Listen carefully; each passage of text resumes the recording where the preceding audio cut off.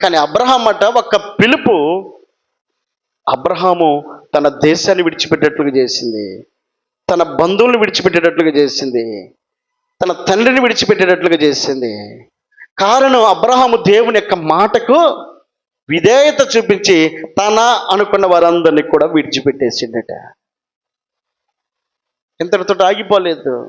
దేవుడు అన్నాడు అబ్రహాం జీవితంలో, బాగా వేచి ఉన్న తర్వాత, 10 సంవత్సరాలు గడిచిన తర్వాత ప్రేమించి తాను ఇచ్చిన ఆతిథ్యమును బట్టి, తాను చూపించిన ప్రేమను బట్టి శారా గర్భద్వారాన్ని తెరిచి ఇస్సాకు అనబడేటువంటి కుమారుణ్ణి ఇచ్చాడు. కుమారుణ్ణి ఇచ్చిన తర్వాత ఆ కుమారుడు పెరిగి పెద్ద అవుతా ఉన్నాడు. పెరిగి పెద్ద అయ్యేటువంటి సమయంలో అతను పాలు విడిచిన తర్వాత గొప్ప విందు చేశాడట. అంటే బిడ్డలకు విందు చేయటువంటి తండ్రికి ఎంత సంతోషం, ఎంత ఆనందం. బిడ్డలు ఎదుగుతూ ఉన్నప్పుడు, ఒక స్థాయిలో నుండి మరొక స్థాయిలోకి వెళ్తూ ఉన్నప్పుడు బిడ్డల పట్ల మనం ఎంత ప్రేమను చూపిస్తాం. అట్లాగే అబ్రహాము కూడా లేక పుట్టినటువంటి ఇస్సాకు జీవితంలో తన కళ్ళ ముందు కనబడుతున్నట్టు ఆశీర్వాదాన్ని చూసుకుంటూ గొప్ప విందు చేశాడు. అనేకులను పిలిచి అనేకులకు తన యొక్క ఆనందాన్ని వ్యక్తపరిచాడు. ఆ ఆనందం కళ్ళ ముందు ఉండగానే అబ్రహాంతో దేవుడు మాట్లాడుతున్నాడు. 22వ అధ్యాయం 1వ వచనంలో, ఆ సంవత్సరం జరిగిన తర్వాత దేవుడు అబ్రహామును పరిశోధించెను. ఎట్లనగా ఆయన బ్రహ్మా అని పిలువగా అతడు చిత్తమ ప్రభువా అనెను. అప్పుడు ఆయన, నీ ఒక్కడై ఉన్న నీ కుమారుణ్ణి అనగా నీవు ప్రేమించి ఇస్సాకును తీసుకుని మోరియా దేశమునకు వెళ్ళి అక్కడ నేను నీతో చెప్పబోవు పర్వతములలో ఒక దాని మీద దహన బలిగా అతనిని అర్పించమని చెప్పాను. చాలండి. బంధువుల యొద్ద నుండి విడిచిపెట్టి వచ్చేటట్లుగా పిలిచాడు దేవుడు. తండ్రి నుండి విడిచిపెట్టేటట్లుగా చేశాడు. తన దేశం నుండి విడిచిపెట్టేటట్లుగా చేశాడు. అదే జీర్ణించుకోలేని పరిస్థితి అయి ఉంటే మరలా తిరిగి 25 సంవత్సరాల తర్వాత తన కళ్ళ ముందు తన ఒకగానొక్క కుమారుడు, తాను ప్రేమించిన కుమారుడట.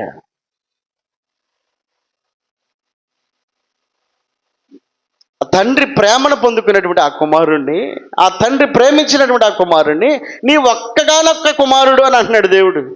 అబ్రహాం ఉంది ఒకే ఒక్క సంతోషము, అతడు ఇస్సాకు. ఆ సంతోషం తన కళ్ళ ముందు ఎదుగుతూ ఉందంతే, ఇంకా పెద్దోడు కూడా కాలేదు. కళ్ళ ముందు ఎదుగుతూ ఉండగానే దేవుడు ఇస్సాకును కోరుకున్నాడు. దేనికోసం? బలి అర్పించమని కోరాడు. ఏ తండ్రికైనా మింగుడు పడుతుందా ఈ మాట?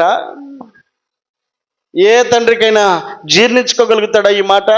అయ్యో, 25 సంవత్సరాల ప్రయాస, కన్నీరు, ఎదురుచూపు, ఫలితం కళ్ళ ముందు కనబడుతున్నటువంటి ఇస్సాకుని ఇక నువ్వు ఏదైనా అడగచ్చు కదా ప్రభువా, నేను ఎంతో ఇష్టంగా పెంచుకుంటూ నిన్నగాక మొన్ననే గొప్ప విందు చేసి అనేకులకు నా సంతోషాన్ని వ్యక్తపరిచాను. ఇంతలోకే నా సంతోషం కళ్ళ ముందు ఉండగానే మరలా తిరిగి నీవు కుమారుని అడగటం న్యాయమా అని ప్రశ్నించక ఏమంటున్నాడు? తెల్లవారినప్పుడు అబ్రహాము లేచి తన గాడిదకు గంత కట్టి తన పనివారిలో 2 తన కుమారుడికి ఇస్సాకును వెంట పెట్టుకుని దహన బలి కొరకు కట్టెలు చీల్చి లేచి దేవుడు తనతో చెప్పిన చోటికి ఫంక్షన్కి వెళ్ళాడా? ఏదైనా చూసి రావడానికి ఏమన్నా చుట్టం మర్యాదకి వెళ్తున్నాడా? కుమారుడు ఇస్సాకును తీసుకున్నాడు, గాడిదని తీసుకొని గంత కట్టి తన పనివారిని తోడుకొని కావలసినటువంటి సామాగ్రిని అంతటిని తీసుకుని వెళ్ళిపోతున్నాడు. అసలు దిమాగ్ ఉందా లేదా అని చెప్పనేది అబ్రహాము జీవితంలో. అబ్రహామును దేవుడు పిలిచినప్పుడు అరే లేచి వచ్చేసాడు. అబ్రహాము జీవితంలో మరలా తిరిగి కళ్ళ ముందు కుమారుడు కనబడతా ఉన్నప్పుడు ఆ కుమారుడు నాకు కావాలంటే వెంటనే ఏం మారు మాట కనపడలేదు. వచనం వెంబడి వచనంలో మనం చూస్తూ ఉన్నప్పుడు మొదటి వచనంలో దేవుడు కోరాడు ఇస్సాకుని, 2వ వచనంలో అబ్రహాం పని ప్రారంభిస్తున్నాడు. అంటే ఇంకెక్కడ కూడా ఒక్క మాట కూడా ఎదురు చెప్పిన దాఖలా కనబడలేదు. అక్కడ ఎంత హృదయం కావాలి, దేవునికి ఇవ్వడానికి, దేవుని కోసం పోగొట్టుకోవడానికి. ఈ రాత్రి మన అవసరం ఏంటి? దేవుని కోసం నువ్వేమైనా పోగొట్టుకున్నావా? యోబు పోగొట్టుకున్నాడట. తన ఆస్తిని పోగొట్టుకున్నాడు, తన సంపదను పోగొట్టుకున్నాడు, తన ఆరోగ్యాన్ని పోగొట్టుకున్నాడు, తన బిడ్డలను పోగొట్టుకున్నాడు. అబ్రహామును చూస్తే తన దేశాన్ని పోగొట్టుకున్నాడు, తన తండ్రిని పోగొట్టుకున్నాడు, తన బంధువులను పోగొట్టుకున్నాడు. అంత మాత్రమే కాకుండా తన ఒక్క కుమారుని కూడా పోగొట్టుకోవడానికి వెనుకాడలేదట.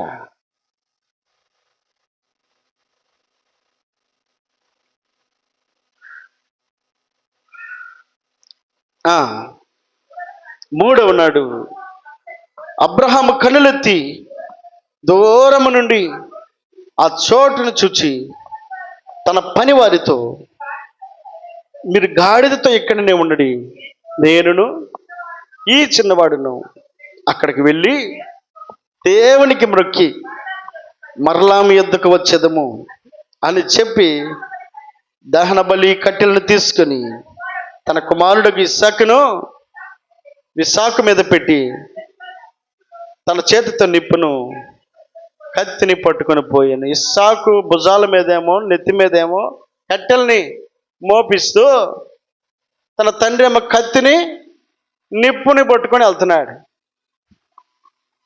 ఆ చిన్న బిడ్డని వెంట పెట్టుకొని దహనబలికి తీసుకుని వెళ్తూ కూడా ఎంతో సమర్పణ హృదయంతో అబ్రహాము ప్రయాణాన్ని కొనసాగిస్తూ ఉన్నాడు.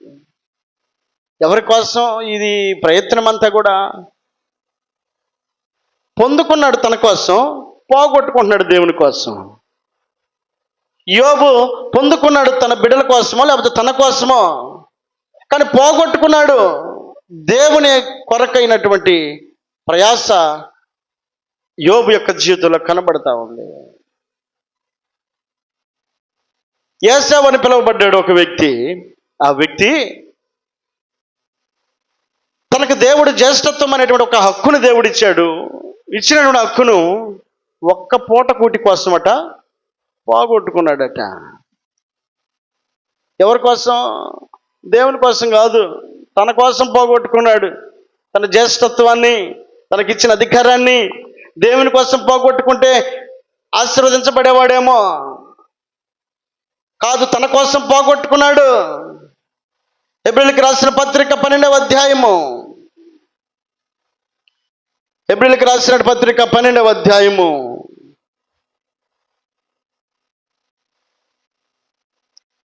16-17 వచనాలు. ఒక్క పూట కూటి కొరకు తన జ్యేష్ఠత్వపు హక్కును అమ్మి వేసిన ఏశావు వంటి భ్రష్టుడైనను వ్యభిచారి అయినను ఉండునేమో అనియు జాగ్రత్తగా చూచుకొనుడి.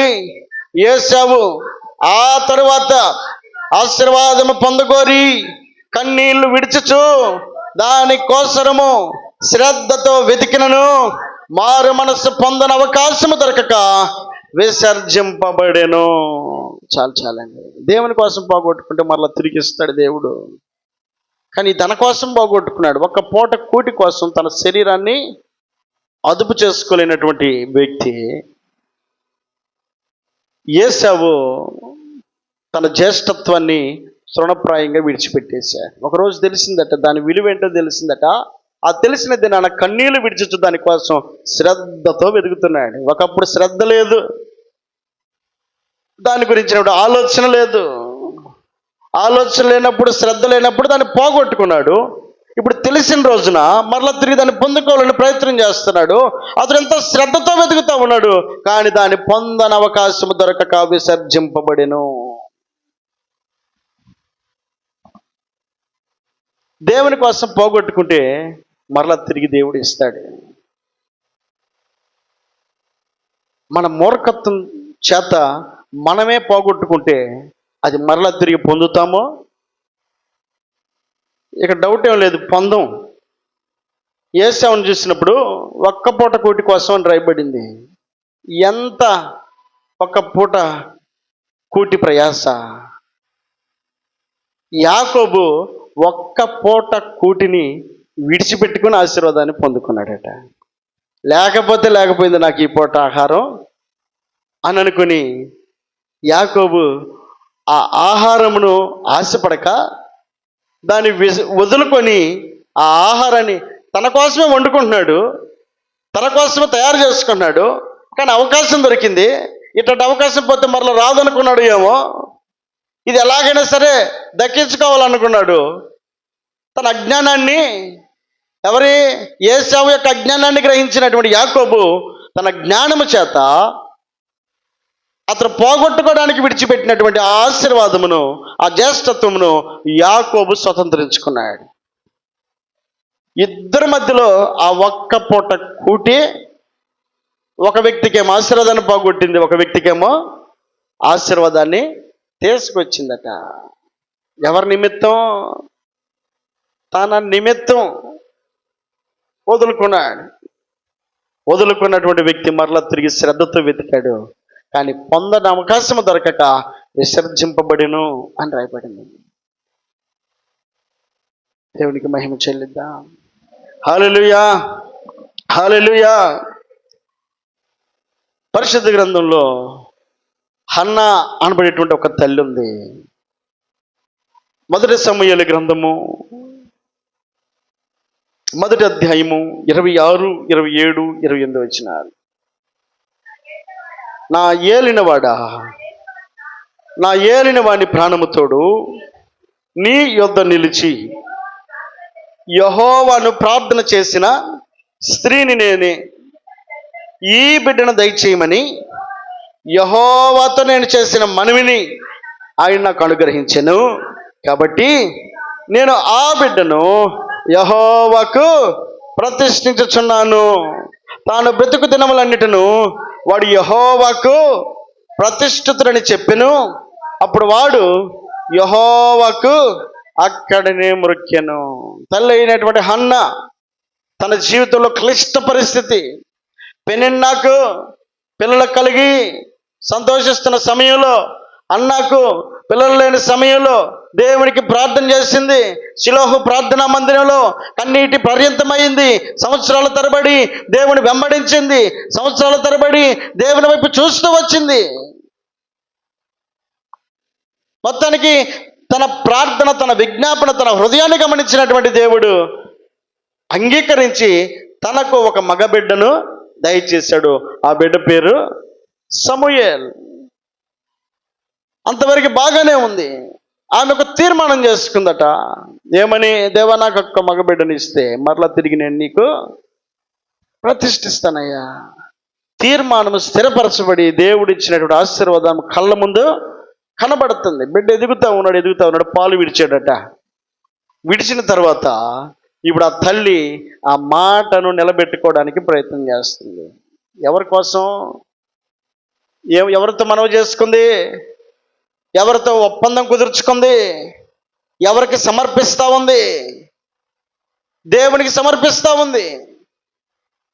ఆమె ఎక్కడ కూడా మాట తప్పినట్టుగా కనబడడం లేదు. దేవుడు ఇచ్చాడు, ఇచ్చిన తర్వాత స్వార్థం పెరిగిపోతుంది మనుషులకు. కానీ ఈ తల్లికట ఇచ్చిన మాట మాత్రమే గుర్తుందట. దేవుడు ఇచ్చిన ఆశీర్వాదం ఒక చేతిలో ఉండగా ఆమె దేవునితో చేసుకున్న ఒప్పందాన్ని గుర్తు చేసుకుని ఆమె పలుకుతున్న మాట ఏమిటంటే, ఆ 27వ వచనం అంటాడు, ఈ బిడ్డను దయచేయమని యెహోవాతో నేను చేసిన మనవిని ఆయన నాకు అనుగ్రహించెను. కాబట్టి నేను ఆ బిడ్డను యెహోవాకు అదండి ఆమె దేవునికి ప్రతిష్ఠిస్తూ ఉంది. ఇక తర్వాత నుంచి ఆమె బిడ్డ అని అనుకోవడానికి కూడా ఆమె దగ్గరికి రావడం తెలిసి కూడా ఆమె ఎవరికి ఇస్తూ ఉంది అంటే ఎవరి కోసం పోగొట్టుకుంటా ఉంది? దేవుని కోసం ఆమె సమర్పించుకుంటా ఉంది. దేవుని కోసం ఆమె నష్టపరుచుకుంటా ఉంది. దేవుని కోసం ఆమె పోగొట్టుకుంటా ఉంది. అబ్రహాముకు ఒక్కగానొక్క కుమారుడు అయినటువంటి ఇస్సాకును దేవుని కోసం దేవుడు అడిగాడు, నీ ఒక్కగానొక్క కుమారుడు నాకు బలిగా ఇవ్వనంటే తిరిగి ఇస్సాకు వెంటనే మారుమాట మాట్లాడకుండా తీసుకెళ్ళి దేవునికి ఇవ్వడానికి ఇష్టపడ్డాడే. అంటే దేవుని పట్ల వారికి ఉన్నటువంటి ప్రేమను దేవుడు గమనిస్తూ ఉన్నాడు. ఇందాక మనం చదివిన మాట, కుమారుడికిని తండ్రికిని కుమార్తెకును తల్లికిని మధ్య విరోధం కలుగు చేస్తానన్నాడు. విరోధం అని అంటే వారి మధ్యలో ప్రేమ తెంచుకునే పరిస్థితులను దేవుడు కలుగు చేసినప్పటికీ ఏం చేశారు? వాళ్ళు దేవుని కోసము పోగొట్టుకోవడానికి ప్రయత్నం చేశారు, వదులుకోవడానికి ప్రయత్నం చేశారు. ప్రయత్నం మాత్రమే కాదు, వదులుకోవడానికే వారు ఇష్టపడ్డారు. వదులుకోవడానికి ఇష్టపడినటువంటి అబ్రహామును దేవుడు విడిచిపెట్టలేదు. అబ్రహాము తన కుమారుని దేవునికి బలిగా ఇవ్వడానికి కత్తి ఎత్తినప్పుడు దేవుడు అన్నాడు, అబ్రహమా అబ్రహమా అని 2 సార్లు పిలిచి, జస్ట్ నేను నిన్ను పరీక్షించాను, చిన్నవాడిని చెయ్యి వెయ్యకము, అతని ఏమి చేయొద్దు, నీ ఒక్కడైనా నీ కుమారుణ్ణి నాకు ఇయ్యడానికి నీ వెయ్యినది లేదు కనుక. అదండి దేవుడు గమనిస్తున్నాడు. మనం ఎక్కడ ఎవరిని ప్రేమిస్తున్నాం, ఎవరికి భయపడుతున్నాం, ఎవరి కోసం వదులుకుంటున్నాం, ఎవరి కోసం నష్టపరుచుకుంటున్నాం, సమస్తాన్ని పరిశీలన చేస్తున్నాడు. అంటే అబ్రహామును దేవుడు తన కుమారుని ఇవ్వమనే మాట మాత్రమే మనం చూస్తున్నాం, కానీ దేవుని హృదయంలో దాగినటువంటి అబ్రహాము పట్ల ఉన్నటువంటి ఆ ప్రేమ ఎప్పుడు తెలిసింది? ఇవ్వడానికి ఇష్టపడిన తర్వాత. అప్పటి వరకు దేవుని పట్ల మనకు ఒకలాంటి దేవుడు ఇట్లాంటివి కూడా అడుగుతాడా? దేవునికి న్యాయం లేదా, కరుణ కటాక్షం లేదా అన్నట్టుగా కనబడుతుంది పరిస్థితిని చూస్తే. కానీ ఏమని మాట్లాడుతున్నాడు? నీవు దేవునికి భయపడేవాడనియు దీని వలన కనబడతా ఉంది. దేవుడు టెస్ట్ చేస్తున్నాడు, దేవుడు పరీక్షిస్తున్నాడు. నువ్వు పోగొట్టుకుంటున్నావా లేదా, నువ్వు ఇవ్వగలుగుతున్నావా లేదా, దేవుని కోసం సమర్పించుకోగలుగుతున్నావా లేదా. ఆ టెస్ట్లో నువ్వు పాస్ అవ్వగలిగితే మరలా తిరిగి ఆశీర్వాదాన్ని దేవుడు నీకు ఇస్తాడు. దేవునికి మహిమ కలుగునుగాక. హల్లెలూయా. కాకపోతే టెస్ట్లో కాస్త ఇబ్బందికరంగా కనబడుతుంది, కాస్త కష్టంగా కనబడుతుంది. ఆ కష్టాన్ని అధిగమించి గనక దేవుని కోసం ఇష్టంగా చేయగలిగితే దేవుడు తప్పక నిన్ను విడిచిపెట్టేవాడు కాదు. దీని ద్వారా నీవు దేవుణ్ణి ప్రేమించేవాడనియు భయపడేవాడనియు దీని వలన నాకు కనబడతా ఉంది. అప్పుడు అబ్రహాము కన్నులెత్తి చూడు, పొదలో కొమ్మలు తగులుకొనిన ఒక పొట్టేళ్ళు కనబడెను. అబ్రహాము వెళ్ళి ఆ పొట్టేళ్ళు పట్టుకొని దహన బలిగా అర్పించిన. ఇప్పుడు కుమారుడైనటువంటి ఇస్సాకు తప్పించబడ్డాడు. కాబట్టి అబ్రహాము యొక్క క్రియలను బట్టి దేవుడు, అబ్రహాము యొక్క కార్యములను బట్టి దేవుడు అబ్రహామును ఏమని పిలుస్తున్నాడు అనంటే, అబ్రహామును తన స్నేహితుడిగా భావించి అబ్రహాముతో సమస్తాన్ని కూడా తెలియపరిచేవాడుగా కనపడ్డాడట. అబ్రహాముకి ఇచ్చినటువంటి ఆశీర్వాదం ఎలాంటిదనంటే, అబ్రహాము చేసిన పనిని బట్టి అబ్రహాము విశ్వాసులకు తండ్రి అని పిలువబడేటట్లుగా దేవుడు చేశాడు. ఓరకని అబ్రహాము విశ్వాసులకు తండ్రి అని పిలువబడలేదు. దేవుని కోసం చేసినటువంటి పని 10 సంవత్సరాల నిరీక్షణలో నెగ్గగలిగాడు. కుమారుని నీమన్నప్పుడు నెగ్గగలిగాడు. ఇదిగో నీ దేశం నుండి బంధువుల యుద్ధం నుండి రమ్మన్నప్పుడు విడిచిపెట్టి వచ్చేసాడు. ఎక్కడ ఏది చూసినా కూడా అబ్రహాము దేవుని మాటకి ప్రాధాన్యత ఇస్తూ వచ్చాడు కనుక అబ్రహామును దేవుడు ఇనిమిక్కలైనటువంటి ఆశీర్వాదమును కనపరచగలిగాడు. అందుకే అబ్రహాముతో దేవుడు అంటున్న మాట ఏమిటనంటే, అబ్రహామును బట్టి రెండవ కాదు, ఈ హెబ్రీయులకు రాసిన పత్రికలో 12వ అధ్యాయము 16-17 వచనాలు.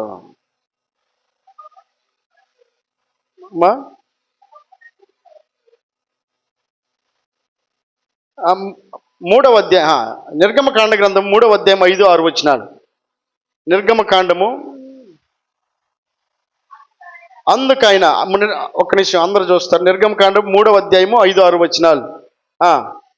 అందుకైనా దగ్గరకు రావద్దు, నీ పాదముల నుండి నీ చెప్పులు విడువుము, నీవు నిలిచి ఉన్న స్థలము పరిశుద్ధ ప్రదేశమును నేను నీ తండ్రి దేవుడును, అబ్రహాము దేవుడును, ఇస్సాకు దేవుడును, యాకోబు దేవుడును అని చెప్పగా మోషే తన ముఖమును కప్పుకొని దేవుని వైపు చూడ వెరచెను. మోషేతో దేవుడు తనకు తాను తెలియపరుస్తూ ఉన్నాడు. మోషేను ఎందుకు అక్కడ పిలుస్తూ ఉన్నాడంటే ఇశ్రాయేలు ప్రజలను విడిపించడానికి మోషేను దేవుడు కోరుకున్నాడు. ఆ కోరుకున్నటువంటి సమయంలో ఆ పొదలో నుండి దేవుడు మాట్లాడుతున్నాడు మోషేతోటి. ఎలా తన తాను వ్యక్తపరుచుకుంటా ఉన్నాడు అంటే, నేనేం చెప్తాను, నేను పలానా పాస్టర్ గారు వాళ్ళ అబ్బాయిని అని నేను చెప్పుకుంటాను కదా. చిన్న బాబు వాళ్ళ నాన్న పాస్టర్ గారు అని చెప్పుకునే స్థాయికి నేను వచ్చాను అనుకో, అది ఇంకెలా ఉంటుంది? ఇక్కడ దేవుడు ఎలా చెప్తున్నాడు? వాస్తవానికి ఏ విధంగా తను పరిచయం చేసుకోవాలి? అక్కడ ఎవరిని పోలుస్తూ మాట్లాడుతున్నాడు ఆయన?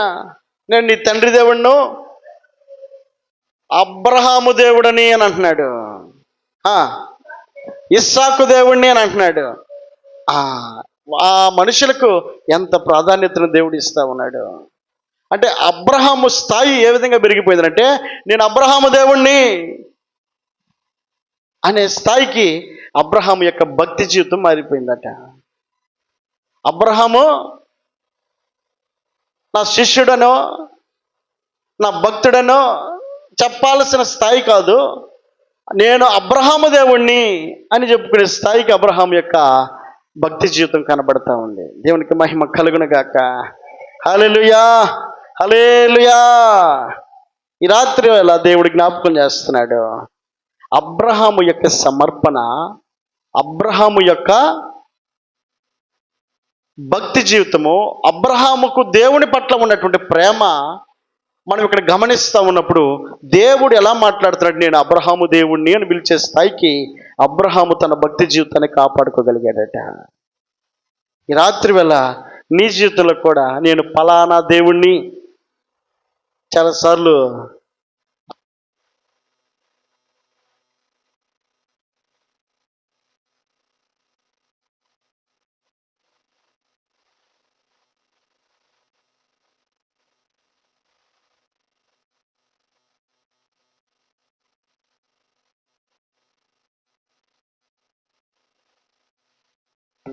దేవునికి మహిమ కలుగును గాక.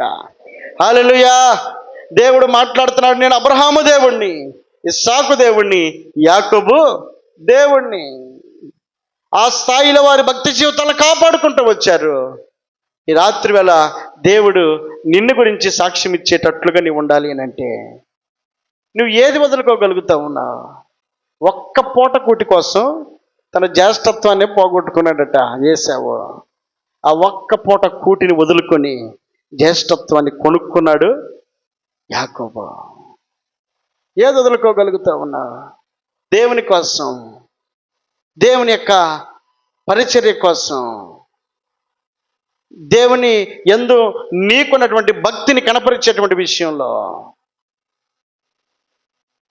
ఈరోజు ఆదివారం నేను పనికి రాలేనయ్యా, ఒక్క మాట అనగలుగుతా ఉన్నావా? ఒక్కరోజు. ఈరోజు దేవుని దినం.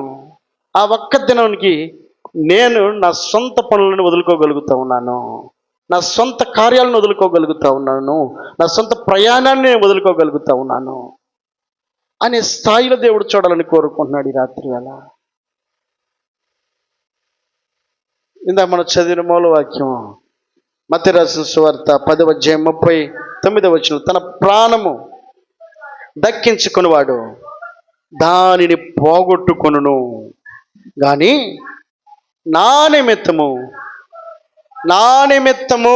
నువ్వు దేన్ని పోగొట్టుకుంటున్నావో దాన్ని మళ్ళా తిరిగి నువ్వు దక్కించుకుంటావు. యోబు అయితే తన ఆస్తిని పోగొట్టుకున్నాడు, యోబు అయితే తన బిడ్డల్ని పోగొట్టుకున్నాడు, యోబు అయితే తన పేరు ప్రఖ్యాతలను పోగొట్టుకున్నాడు, తన ఆరోగ్యాన్ని పోగొట్టుకున్నాడు దేవుని నిమిత్తం. మరలా తిరిగి దేవుడు ఇవ్వలేదా?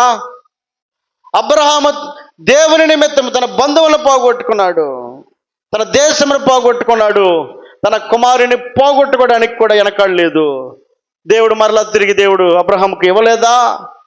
ఆ దేశమంతట్లోనే గొప్ప ధనవంతుడని పిలువబడ్డాడు. ఊరు కాని ఊరిలో, దేశం కాని దేశానికి వెళ్ళి దేవుడు పిలిచాడు.